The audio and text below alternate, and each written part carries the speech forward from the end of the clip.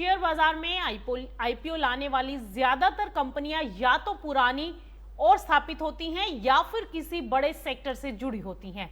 लेकिन आज हम बात कर रहे हैं एक ऐसी कंपनी की जो 2009 में ही बनी थी और आज ट्रेवल सेक्टर में काम करती है, और एक ऐसा सेक्टर जो महामारी के बाद सबसे ज्यादा इफेक्टेड हुआ था और सबसे तेजी से उभर भी रहा है। जी हां, हम बात कर रहे हैं UHM वेकेशन लिमिटेड की। ये कंपनी ट्रैवलर एजेंट्स के लिए एक टेक्नोलॉजी प्लेटफॉर्म चलाती है जहां एजेंट फ्लाइट, होटल, क्रूज और हॉलिडे पैकेज बुक कर सकते हैं।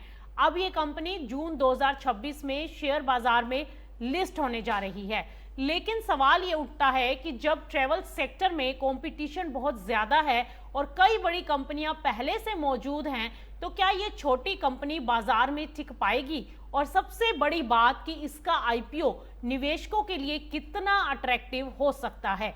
आज हम इसी खबर को विस्तार से समझेंगे कि कंपनी क्या करती है, उसका वित्तीय प्रदर्शन कैसा रहा, आईपीओ की डिटेल्स क्या हैं और लिस्टिंग के बाद इसकी वैल्यूएशन कैसी बन सकती है। सबसे पहले हम आपको बता दें कि UHM वेकेशन लिमिटेड एक B2B travel and tourism aggregator है, यानी ये सीधे आम यात्रियों को सर्विस नहीं देती, बल्कि ट्रैवल एजेंट्स और टूर ऑपरेटर्स को एक प्लेटफॉर्म उपलब्ध कराती हैं। और इस प्लेटफॉर्म पर एजेंट घरेलू और अंतर्राष्ट्रीय flight ticket, hotel booking, cruise reservation, car rental, visa service और हॉलिडे पैकेज, ये सब एक जगह से बुक कर सकते हैं। और कंपनी का मेन फोकस छोटे और मीडियम स्तर के ट्रैवल एजेंट्स पर है, जिन्हें एक ही जगह पर कई सर्विसेज मिल सकती हैं। और ये मॉडल कई मायनों में दिलचस्प भी है, क्योंकि ट्रैवल सेक्टर में टेक्नोलॉजी का इस्तेमाल लगातार बढ़ रहा है और छोटे एजेंट्स को भी डिजिटल प्लेटफॉर्म की जरूरत महसूस हो रही है। चलिए अब देखते हैं कि कंपनी का वित्तीय प्रदर्शन कैसा रहा।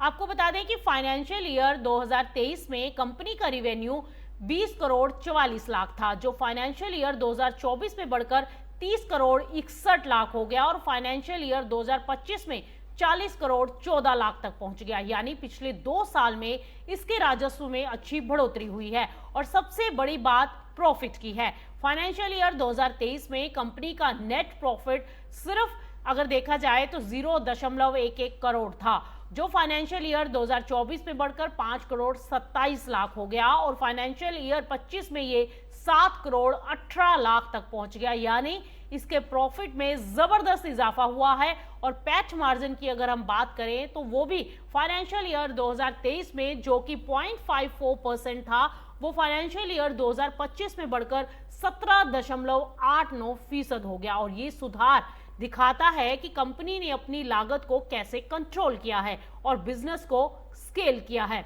अब देखिए, UHM वेकेशन का आईपीओ 4 जून से 8 जून 2026 तक खुला रहेगा और ये एक बुक बिल्डिंग इशू है, जिसमें प्राइस बैंड 157 रुपए से 166 रुपए प्रति शेयर रखा गया है।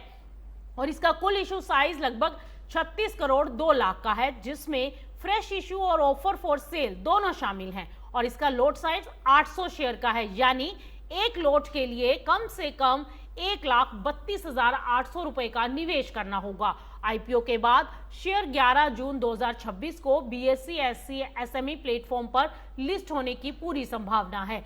अब आता है सबसे बड़ा सवाल और महत्वपूर्ण सवाल कि आईपीओ के बाद कंपनी की वैल्यूएशन आखिर कैसे बनेगी। तो आपको बता दें कि अपर प्राइस बैंड 166 रुपए पर कंपनी का पोस्ट इशू रेशो लगभग 15.36 गुना के आसपास आ रहा है और इसका पी/बी रेशो 1.86 से 3.85 गुना के बीच रहने की संभावना है। वहीं अगर एसएमई आईपीओ के हिसाब से इसको देखा जाए तो ये वैल्यूएशन काफी उचित दिखाई दे रही है।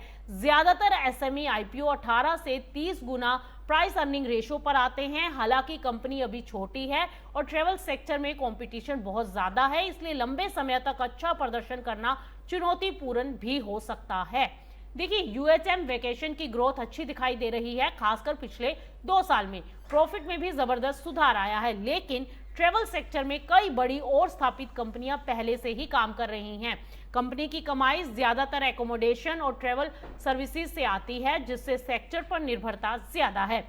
अगर यात्रा करने की प्रवृत्ति में कोई बदलाव आया या कंपटीशन बढ़ा तो कंपनी की ग्रोथ प्रभावित हो सकती है। निवेशकों को यह भी ध्यान रखना चाहिए कि एसएमई आईपीओ में जोखिम अपेक्षाकृत ज्यादा होता है, क्योंकि लिस्टिंग के बाद शेयर की कीमत बाजार की स्थितियों और कंपनी के प्रदर्शन पर डिपेंड करती है। तो कुल मिलाकर देखा जाए तो यूएचएम वेकेशन एक तेजी से बढ़ती B2B ट्रैवल टेक्नोलॉजी कंपनी है, जिसने पिछले 2 सालों में अच्छा वित्तीय प्रदर्शन दिखाया है और आईपीओ की वैल्यूएशन एसएमई सेगमेंट में उचित दिखाई दे रही है। लेकिन सवाल ये भी है कि क्या ये कंपनी ट्रैवल सेक्टर के कड़े कंपटीशन में लंबे समय तक अपनी जगह बना पाएगी और क्या आम निवेशक इस आईपीओ से अच्छा रिटर्न कमा सकते हैं? ये सब लिस्टिंग के बाद और आने वाले समय में साफ होगा।